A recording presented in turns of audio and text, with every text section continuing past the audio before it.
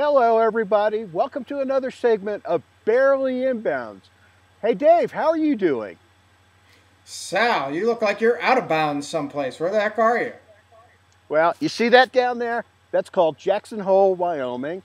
That's the Grand Tetons over here in back of me. And we're on a family vacation. We're venturing Oh, across America, going to all these great places. On Tuesday, I'll be at Mount Rushmore, and hopefully one day I'll be home, but having a great time. Been to Yellowstone, saw Old Faithful, saw, a lot of things, had a really great time. hey, speaking of Old Faithful, Kenny Perry wins again. What do you think? Wow, well, what a fabulous story. To think I was a klutz, and in my preview said he was one of the worst picks of the week. He turned into the best pick. 22 under par, 258 total. He shot 63 today. Only 4 players have recorded better 72-hole scores in the PGA Tour history than Perry's 258.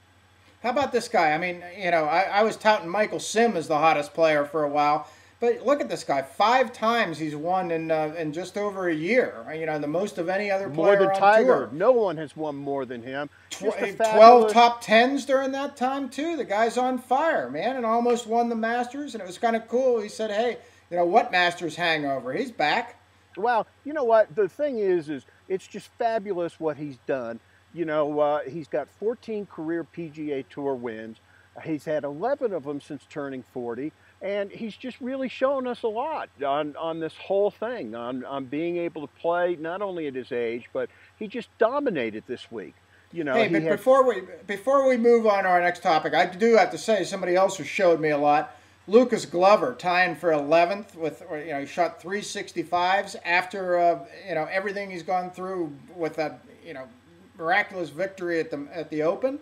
Pretty good stuff too. It is really good stuff, but nothing like what Perry did. He just dominated all along. He had 25 birdies, the best of anyone. He hit 80% of his greens, which was tied for third. He ranked second in total driving, was fifth in scrambling. But the thing that was really great about him was his putting. Now, he putting wise, he was only sixth in the whole putting stats, but that's really misleading when you think that he had 59 of 64 putts of 10 feet and in, and made 59 of the 64, which is great. 31 putts between 10 and 25 feet, and made 11 of them. That just shows really good, putting. Hey, somebody else on fire. South Korea's, and forgive me, I don't know how my pronunciation is going to go, but Yai Shin, 20 years old, fifth title in the last 11 months on the LPGA Tour. She had an incredible 7-shot victory at Wagman's, and it's the second win of the year. The $300,000 that she won this year has put her the leading money winner on the LPGA Tour this year, and it's just incredible. And if you think about it, she's won so much that who's number one on that tour? Is it her or is it Lorraine Ochoa? Hey, I would have to say her. I mean, come on. Here's the best player nobody's ever heard of. She played really well on the Korean tour before she came over here. And such a joke. She won 3 times last year, but none of them are quote unquote official because she wasn't an LPGA member. And How ridiculous is that? they consider her a rookie this year. To give you an Yeah. example, She says she wants to be rookie of the year. Come she was on. rookie of the year last year. She won Yeah, the Women's British absolutely. Open. She won the ADT Championship. That's not rookie of the year. Not many rookies do that, but she's going to surpass it. And you have to wonder if Lorraine Ochoa is a little worried about things like that, because Lorraine's had a victory, but she's also had some really good starts and then all of a sudden fallen flat. So flat that she's fired her caddy. I don't know. Is that really that big a deal? I think there's a bigger picture there myself. But like you said, yeah, she fired David Brooker, who had been with her for I guess 3 years. He was on the bag for 21 of her 23 career victories. Greg Johnston is going to take over for him. What do you think's going on there? I think that she's lost a little confidence. We all know she's getting married. We all know that she's going to leave the tour in the next couple of years. And, I don't know if she's got the momentum. And when you start firing caddies and things like that, you start wondering about a player, especially a player like her caliber that comes out and leads after the first round and kind of like falls apart. She's done that 4 or 5 times this year. I don't know whether it's so much losing confidence, but you got to think, yeah, she is engaged. She's, this is a huge life change. She's marrying a guy who's about 12, 14 years older than her, or whatever, the head of Aeromexico, or one of the big cheeses there.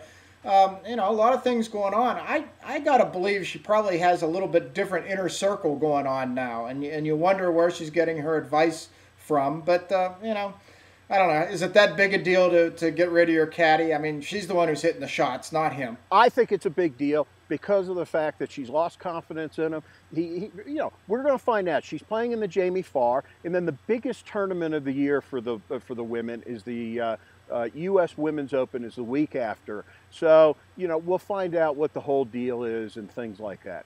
Now, in some news, we have to talk about this whole Setanta, going bankrupt and leaving the PGA Tour high and dry. For people that don't know, they may not think it's a big deal because Setanta just covered, the TV rights for the PGA Tour over in Let's back up here just for a second. Setanta is an entity, Irish-based entity, sports channel, satellite sports channel that had gone big into rugby and soccer over there, and they offered beaucoup money to the tour and outbid Sky for the rights for, what was it, I guess a 5-year deal or something like that? Yeah, Sal? it's a 5-year deal, and it was just an incredible buy because of the fact that Sky was paying the equivalent of about £5 million a year. Now, give or take, these are all just reported things. We don't know for sure. And then Setanta, right, at the end of 2006, came in and told the tour, hey, you know what? Sure, we have no track record or anything, but we're going to give you $25 million a year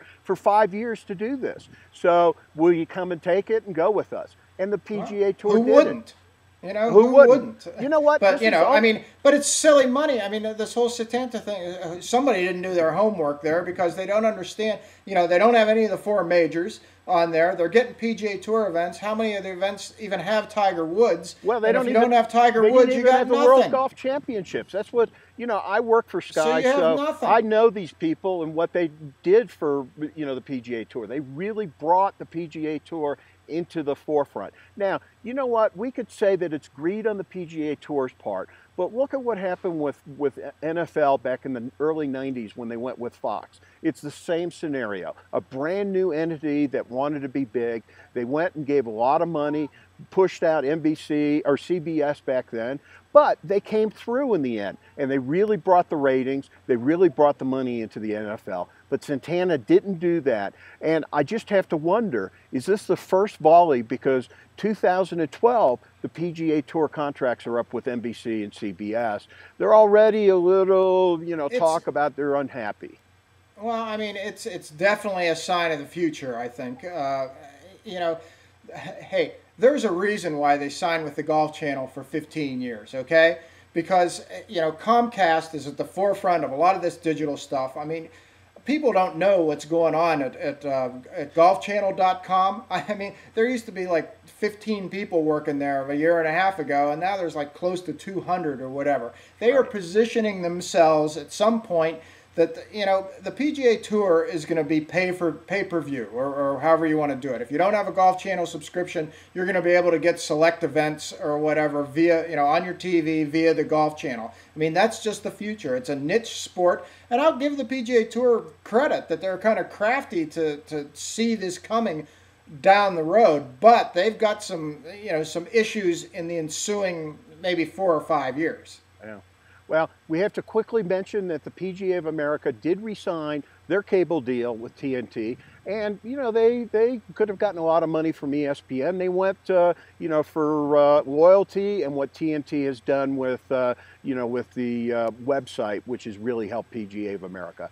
Hey, but you know what? Hey, and that's a different entity too, though, and they were pretty shrewd on that because they've aligned themselves with the Cartoon Channel. And hey, the PGA of America, yeah, they got the PGA Championship and the Ryder Cup, but essentially it's an association of club professionals, and their mandate, is to keep these guys in business and grow the game and whatnot. So they're trying to get kids hooked on golf. You know what? Probably enough kind of of all a this. smart We're boring move. people. Anyway, I got my kids here. We got to go back down the mountain, go to dinner and things like that. Hey, you know what? Hopefully we'll catch you again when I'm on vacation. So thanks for being with us. All right. Take care, Sal. Have fun.